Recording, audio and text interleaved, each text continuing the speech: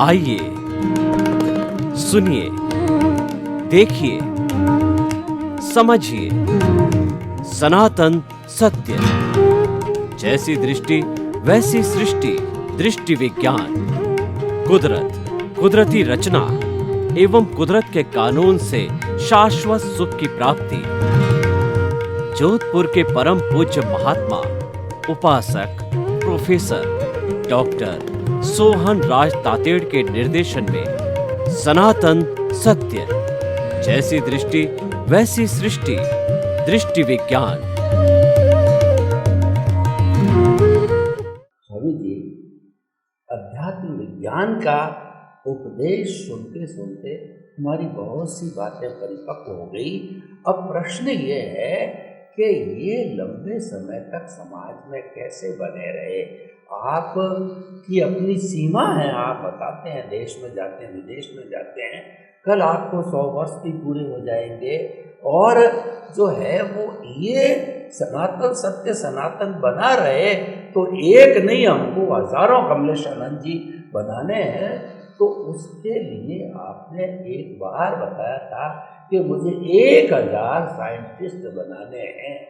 तो वो साइंटिस्ट क्या होते हैं, वो साइंटिस्ट कौन बनाएगा और वो साइंटिस्ट को जो है कौन प्रशिक्षण देगा और उसके बारे में आपकी क्या प्लानिंग है, कृपया इसको खोल करके बताइए। क्योंकि हमने सिद्धांत को जाना, उसके सब मेरिट डीमेरिट को जाना, लेकिन ये आगे किस विधि से चले, कौन चलाए, उसकी क्या व्यवस्था है, कृपया बताइए।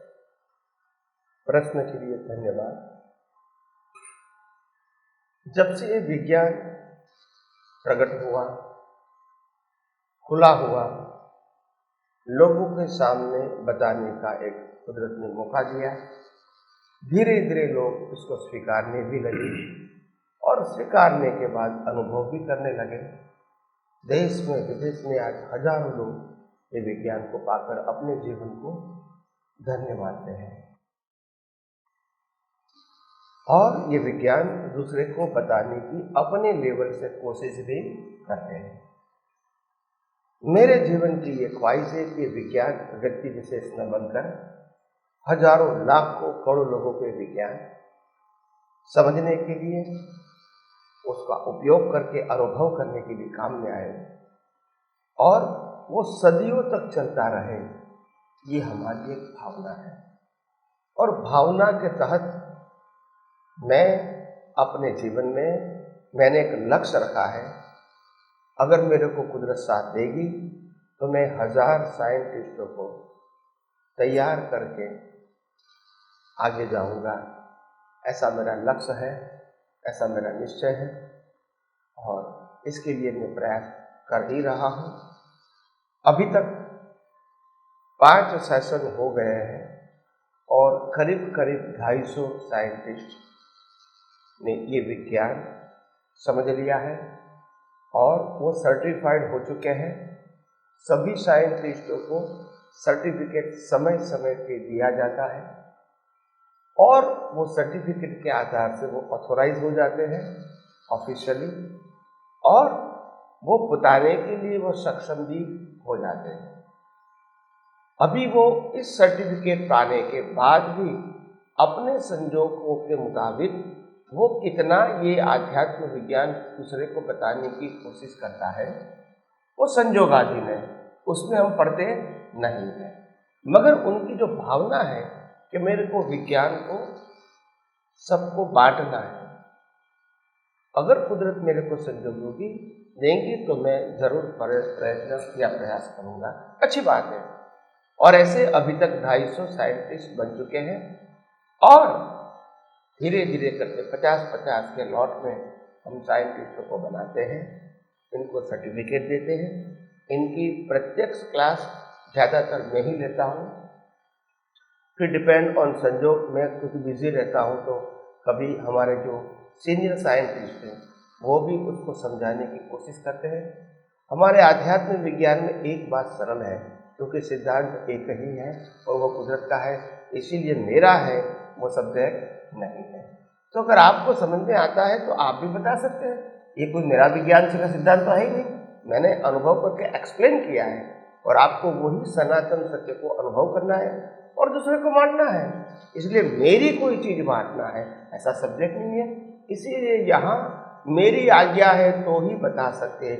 ये सब्जेक्ट धर्म में हो सकते हैं, आध्यात्म में नहीं है। दूसरी बात, यहाँ विज्ञान किसी की मालिकी का नहीं है, तो किसी को समझने में और बताने में किसी के परमिशन की भी जरूरत नहीं है।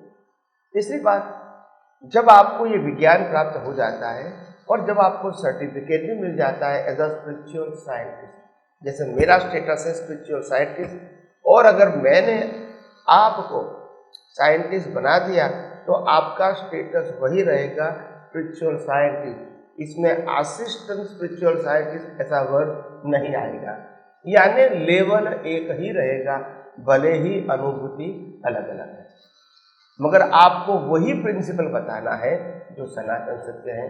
मेरा है वो नहीं, सनातन सत्य है वो बताना है।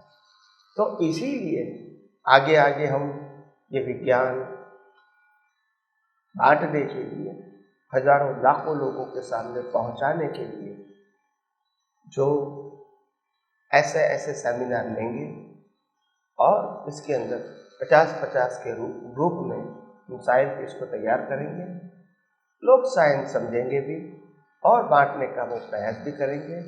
तो इसीलिए हम भी आध्यात्म मार्ग के अंदर खूब बड़ी सोच रख के जीते हैं। यानी लोगों को ये सोचने की ज़रूरत नहीं है कि अगर कल स्वामी जी नहीं रहे तो क्या होगा।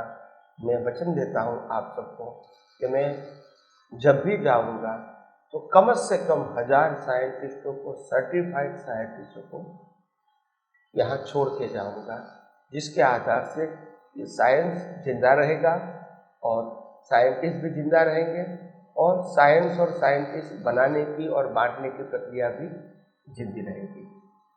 स्वामी जी आपका बहुत बहुत धन्यवाद। स्वामी जी, आप कहते हैं अज्ञान का संपूर्ण नाश होता है तब केवल दर्शन पैदा होता है, और जैन परंपरा ये मानती है मैं क्षायिक सम्यक्त्व। तो क्षायिक सम्यक्त्व का अर्थ जैन परंपरा में ये बताया जाता है कि जो सम्यक दर्शन प्राप्त हो गया वो कभी जाता नहीं, और किसी को एक बार प्राप्त हो गया वह जाएगा आएगा, जाएगा आएगा। क्षायिक का मतलब वो हमेशा बना रहेगा।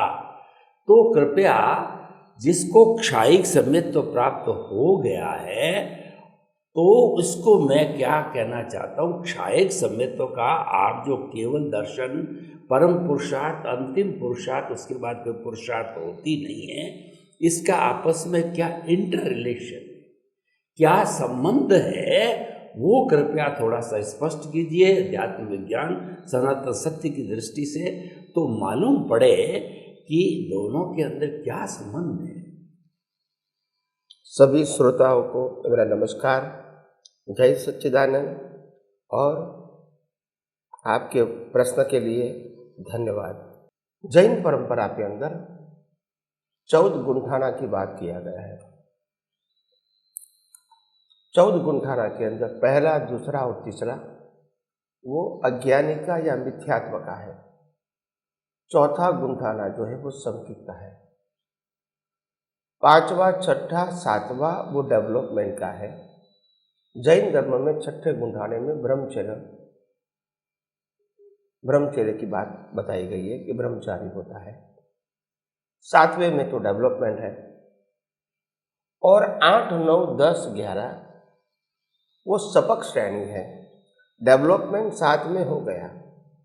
अभी जो डेवलपमेंट का मतलब होता है, आपको ये दुनिया का सनातन सत्य समझ में आ गया। अभी वो सनातन सत्य आपको उपयोग करना है। क्या करना है? उपयोग। संपूर्ण समझ में आया, संपूर्ण उपयोग करना है। अपूर्ण समझ में आया, अपूर्ण उपयोग करना है। मैं 5वीं कक्षा का स्टूडेंट हूँ तो 5वीं कक्षा की एग्जाम देनी है।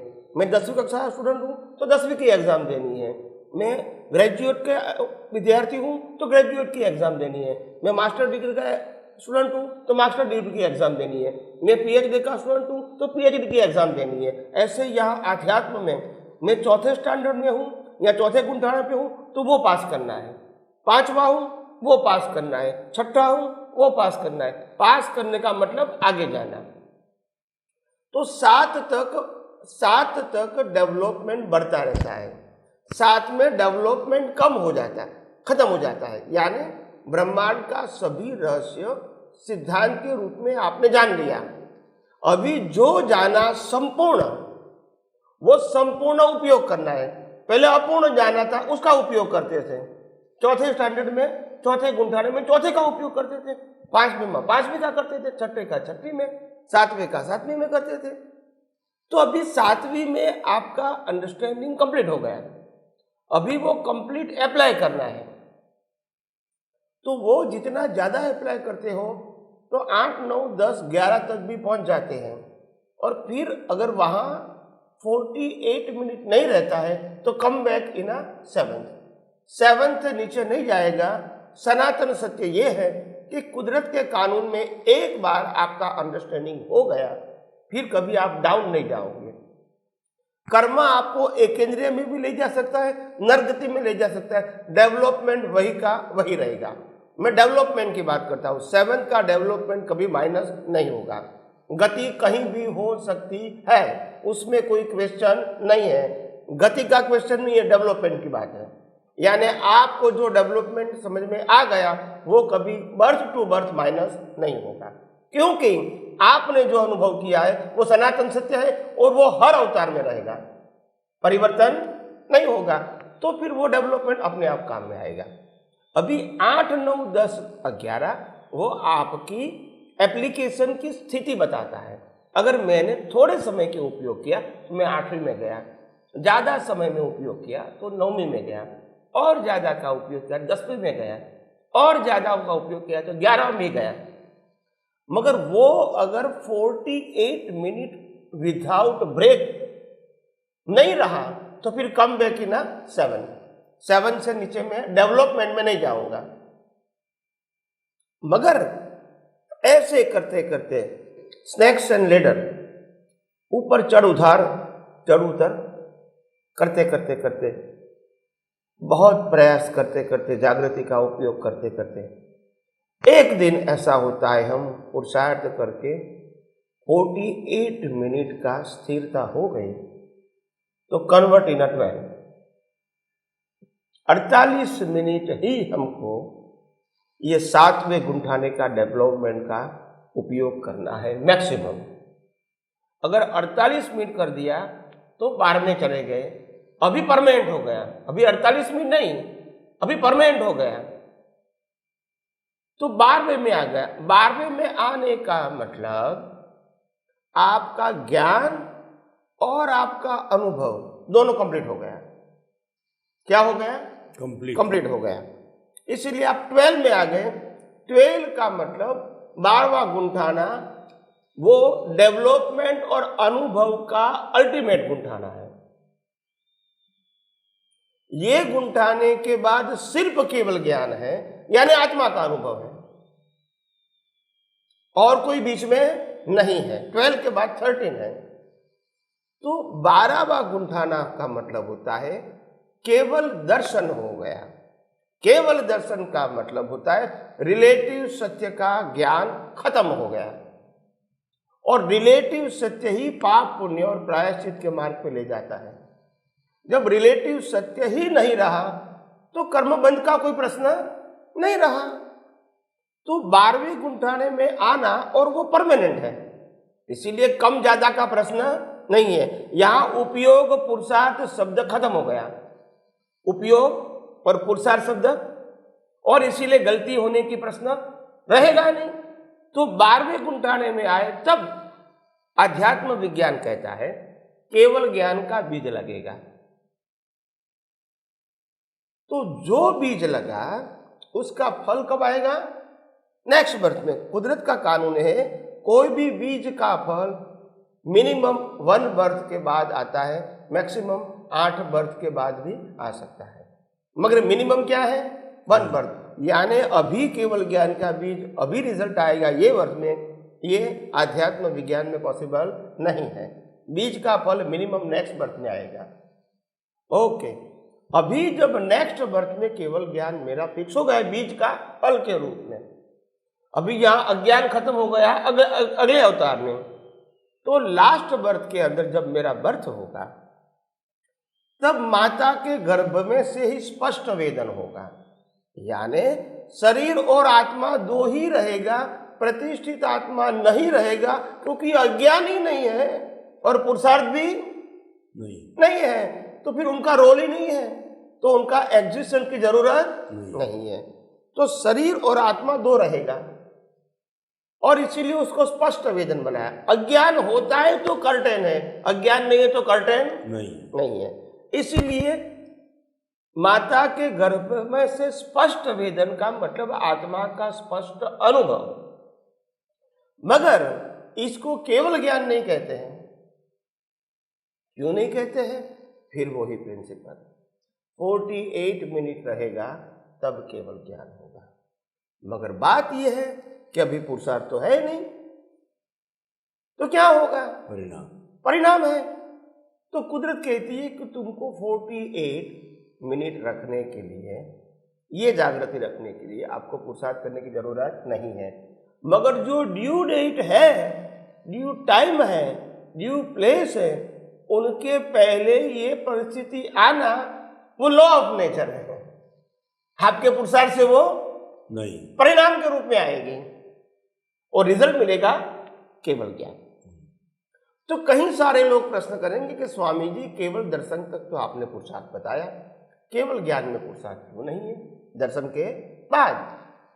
तो मैंने कहा केवल ज्ञान में पुरुषार्थ इसीलिए नहीं है क्योंकि आत्मा केवल ज्ञान स्वरूप है इसको बनाने का, मगर तुम्हारी दृष्टि केवल दर्शन रूप नहीं है, इसीलिए पुरुषार्थ है। मगर आत्मा तो केवल ज्ञान स्वरूप है, इसको बनाने का नहीं है। तो बीज डालोगे तो फल होगा, मगर बीज तब डालोगे जब रिलेटिव सत्य खत्म हो गया, नहीं तो और कोई बीज डालते ही रहोगे। जब वैल्यू ऑफ रिलेटिव ट्रूथ है तो बीज बनते ही रहेंगे, चाहे जगत कल्याण का भी क्यों ना हो, मगर वो बीज भी बना रहेगा। मगर जब अज्ञान निकल जाता है, मतलब रिलेटिव सत्य खत्म हो गया, अभी केवल ज्ञान की भावना नहीं रहेगी, उससे पहले हो गई। क्या हो गई? पहले अज्ञान जीरो होने से पहले हो गई। आप समझे ना? केवल दर्शन के बाद भावना, पुरुषार्थ मतलब प्रतिष्ठित आत्मा ही नहीं है तो पुरुषार्थ या भावना का सब्जेक्ट खत्म हो गया। फिर जब उसका ड्यू डेट, ड्यू टाइम और ड्यू प्लेस आएगा तो ऑटोमेटिक 48 मिनट आपको केवल ज्ञान रहेगा।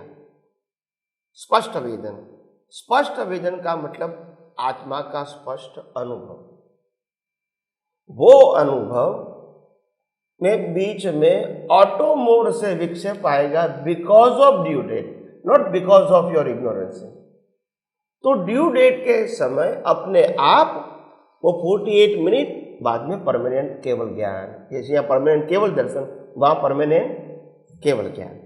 और केवल ज्ञान के बाद भी आयुष्य कर्म तो रहेगा, नाम कर्म, गोत्र कर्म, वेदनीय आयुष्य तो रहेगा, मगर वो तो ऑटो मोड है, इसमें कोई जागृति की जरूरत नहीं है। और वो शरीर के साथ जुड़ा है, आत्मा के साथ नहीं जुड़ा है, और प्रतिष्ठित आत्मा है नहीं।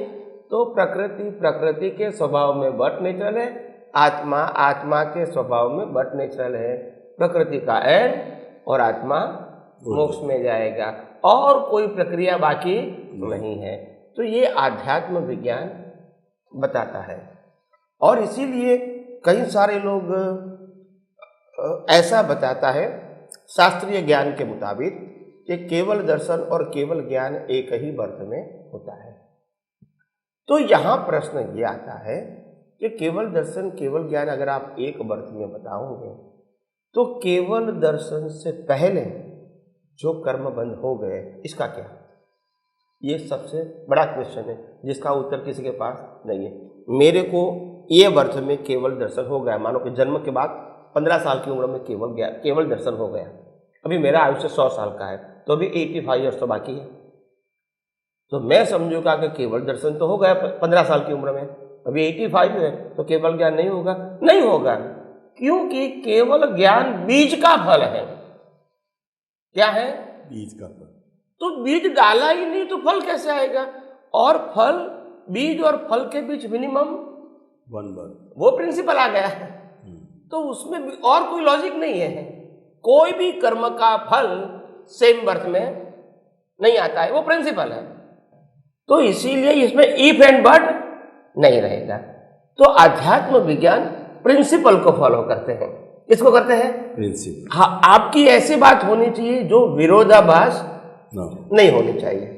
आपने पहले ही बता दिया, कुदरत का कानून है, ये वर्ष का जो भी आपने भाव किया है, कर्म किया है, बीज है, उसका फल मिनिमम नेक्स्ट बर्थ में ही आएगा, मैक्सिमम 8 बर्थ में आ सकता है। फिर आप कहोगे कि आज का फल आज आएगा, तो प्रिंसिपल क्या हो गया? क्रॉस हो गया। तो फिर वो करेक्ट नहीं है। आध्यात्म विज्ञान सनातन सिद्धांतों के ऊपर आधारित है, कोई व्यू पॉइंट के ऊपर आधारित नहीं है। तो इसीलिए उसमें क्लियर कहा गया है कि केवल दर्शन जो होगा वो बर्थ, और केवल ज्ञान होगा वो बर्थ, दोनों क्या होगा? अलग अलग ही होगा, एक नहीं होगा। और आध्यात्म विज्ञान में लास्ट बर्थ में प्रतिष्ठित आत्मा नहीं है, पुरुषार्थ नहीं है, इसीलिए गलती होने की संभावना नहीं है। इसीलिए केवल ज्ञान और निर्वाण दोनों पैरेलल ऑटोमोड है, उसमें कोई एफर्ट की जरूरत नहीं है लास्ट बर्थ में। तो इस प्रकार से आध्यात्म विज्ञान में इस प्रकार से केवल दर्शन और केवल ज्ञान और निर्वाण की इसी प्रक्रिया सिद्धांत से बताई गई है। स्वामी जी, आपका बहुत बहुत धन्यवाद। केवल ज्ञान और केवल दर्शन उसी सेम बर्थ में नहीं होकर के जो उसके अंदर एक बर्थ का अंतर रहेगा। पहले केवल दर्शन जो अंतिम पुरुषार्थ है प्रतिष्ठित आत्मा का, वह होने के बाद के अंदर नेक्स्ट बर्थ में केवल ज्ञान होता है, और उसके अंदर संपूर्ण जो है हमारे अज्ञान का विनाश हो जाता है। तब हमारे को केवल दर्शन होता है और केवल ज्ञान उसका परिणाम है। स्वामी जी, इसमें से निकल के एक प्रश्न आया कि जो हमारा ये केवल ज्ञान केवल दर्शन, क्या ये दृष्टि का विषय नहीं है? अगर हम इसको पुरुषार्थ की, दृष्टि भी एक पुरुषार्थ है, लेकिन जो दृष्टि का पुरुषार्थ है उसके अंदर तो कोई कर्म बंधन का प्रश्न ही नहीं होता है। क्यों? वहाँ तो सम्यक ज्ञान सम्यक दर्शन ही है। तो दृष्टि जब उसको भुगतने का कहाँ प्रश्न खड़ा होगा? क्योंकि वो तो दृष्टि में ही शुद्ध हो रहा है। सम्यक ज्ञान सम्यक दर्शन शुद्ध होते होते और वो दृष्टि पुरुषार्थ करती हुई, रियल पुरुषार्थ करती करती जो है वो केवल दर्शन को प्राप्त होती है। इसमें तो कर्म बंधन कहीं हुआ ही नहीं है। और ऐसा व्यक्ति तो हमेशा कुदरत के कानून को ही देखेगा। सम्यक ज्ञान सम्यक दर्शन वाला ही देखता है, तो केवल दर्शन वाला तो फिर बिल्कुल विशुद्ध हो जाता है। तो क्या हम इसको, और जो कर्म भुगतने वाली बात होती है वो तो दृष्टि से नीचे, यानी कुदरत की कानून को तोड़ने की दृष्टि से जो है वहाँ कर्म बंध और कर्म भुगतान की बात होती है। तो क्या हम इसको केवल दर्शन को दृष्टि से जोड़ के और रियल पुरुषार्थ से जोड़ के, जिसका कर्म बंधन से भुगतान से कोई रिलेशन नहीं, क्या हम अध्यात्म विज्ञान को इस दृष्टि से नहीं देख सकते? तो उस केस के अंदर फिर अगला जन्म की आवश्यकता रहेगी नहीं रहेगी? कृपया इससे पूरा प्रकाश डालें। प्रश्न के लिए धन्यवाद। सबसे बड़ी बात यह है कि आध्यात्म विज्ञान केवल दर्शन तक ही पुरुषार्थ मानता है, केवल ज्ञान कॉज की इफेक्ट है। એટલે पुरुषार्थ केवल दर्शन तक है, केवल ज्ञान में पुरुषार्थ नहीं मानता है। नंबर 1। नंबर 2, केवल दर्शन होने के पहले सम्यक दर्शन है, वो सम्यक दर्शन केवल दर्शन में ट्रांसफर होने से पहले आप जहाँ तक सतत जागृति में 48 मिनट नहीं रहोगे, वहाँ तक कर्म बंध तो होंगे ही। हो सकता है कि मेरे को संकित हो गया, मैं 7वें गुंठाने तक भी पहुँच गया, उसके बाद भी मेरा 1 2 3 4 5 6 7 मनुष्य भाव हो सकता है। अगर मैं बार क्रॉस नहीं कर सकता हूँ तो ये मेरे पुरुषार्थ के ऊपर डिपेंड है। मगर क्रॉस नहीं किया, केवल दर्शन नहीं हुआ, प्रयास केवल दर्शन का, हुआ नहीं तो प्रत्येक अवतार कर्म बनेगा और कर्म का फल भी आएगा। केवल दर्शन होने के बाद नहीं होता है, बिफोर तो होगा ही। आप पुरुषार्थ भले केवल दर्शन करते हैं मगर हुआ नहीं है ना, तो कर्म बनेगा। सेकंड ऑप्शन कर्म बनेगा, और कोई ऑप्शन फिर इसमें पाप भी होगा पुण्य भी होगा, जो भी होगा, मतलब कर्म बनेगा। केवल दर्शन के बाद कर्म नहीं है, केवल दर्शन पहले कर्म है। और इसलिए पुरुषार्थ तो करते हैं आप, मगर पुरुषार्थ का मतलब ही ये है कि अभी रिजल्ट फिक्स नहीं है। अगर रिजल्ट फिक्स है तो पुरुषार्थ तो कोई मीनिंग ही नहीं है। तो इसीलिए कहा केवल दर्शन तक पुरुषार्थ है। और वो पुरुषार्थ में हमको आगे जाने के लिए हम और आगे बात बताएंगे, क्योंकि समय हो गया है। नेक्स्ट एपिसोड में हम जरूर इसके बारे में संक्षिप्त में बताएंगे। स्वामी जी आपका बहुत बहुत धन्यवाद। आपका जो स्पष्टीकरण से हमें ये अनुभूति हुई कि 48 मिनट तक हमारा जो सम्यक ज्ञान दर्शन वो स्थिर रहना चाहिए। ये परीक्षा हम पास कर देते हैं तो वह केवल दर्शन की स्थिति आ जाती है। उसके पहले कर्म बंधन होता रहेगा। तो अध्यात्म विज्ञान की दृष्टि से आपने बहुत सुंदर इसका स्पष्टीकरण दिया किया। समस्त श्रोताओं की तरफ से स्वामी जी आपका धन्यवाद, साधुवाद करते हैं। जय सच्चिदानंद।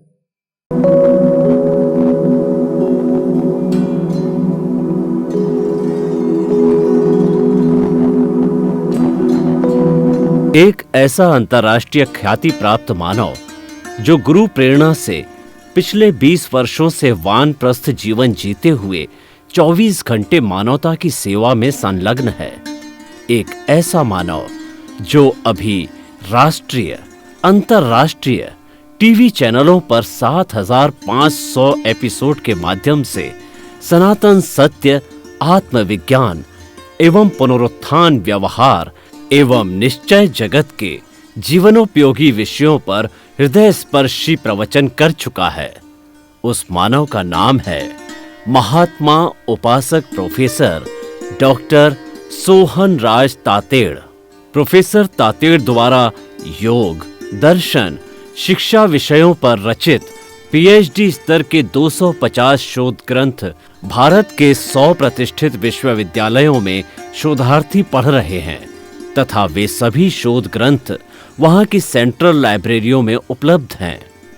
महात्मा सोहन राज ने अभी तक हजारों स्कूलों, कॉलेजों, विश्वविद्यालयों एवं संस्थाओं में सेमिनार, वर्कशॉप, कैंप लगाकर लाखों विद्यार्थियों को योग, दर्शन, शिक्षा का प्रशिक्षण देकर उन्हें सुसंस्कारित किया। डॉक्टर तातेड़ ने भारतीय संस्कृति उत्थान के 4000 से अधिक समसामयिक विषयों पर आर्टिकल लिखकर ऑनलाइन जर्नल, पत्रिकाओं, वेबसाइट्स पर प्रकाशित किया, जिसका उपयोग लाखों पाठक कर रहे हैं। उपासक तातेड़ के 5000 से अधिक आज का सुविचार, आज का शुभ संदेश, आज का मंगल भावना योग आदि चिंतन websites, Twitter, blogger, Facebook, YouTube माध्यमों से लाखों लोग अपना जीवन निर्माण कर रहे हैं। मानवता के मसीहा ऐसे महामानव महात्मा सोहन राज तातेड़ के प्रोफाइल को अभी तक विश्व के 20 लाख दर्शक यूट्यूब पर, 12 लाख गूगल पर एवं लाखों दर्शक फेसबुक, ब्लॉगर, ट्विटर और इंस्टाग्राम पर देख चुके हैं।